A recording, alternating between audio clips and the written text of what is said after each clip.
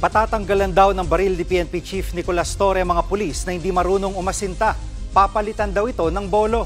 Nangunguna sa balita si Brian Castillo. Brian, anong bagong direktiba ni PNP Chief Torre?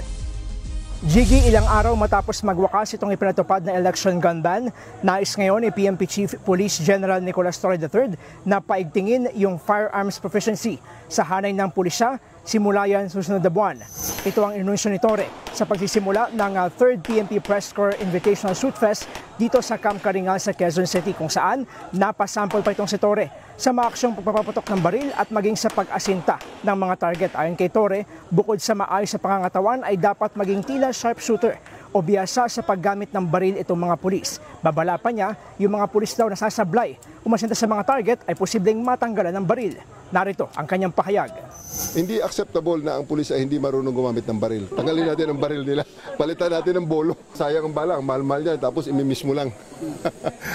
Bagamat mayroon namang regular na marksmanship proficiency test sa kanilang hanay, ayon kay Torre ay napansin niya na hindi masyadong sineseryoso yung pagpapatupad dito, kaya plano niya ngayon ay magkaroon ng mas mahigpit na pamantayan simula yan doon sa mga patrolman hanggang sa mga general. Babala niya doon sa mga high-ranking officials na babagsak sa ganitong exam ay posible raw na masibak sila sa pwesto at maging siya mismo. Sabi niya ay handa siyang itaya yung kanyang ranggo at posisyon kung siya rin ay babagsak sa gun handling skills. Kung bumagsak ako, di magpapa-try ako, magre-retire ako.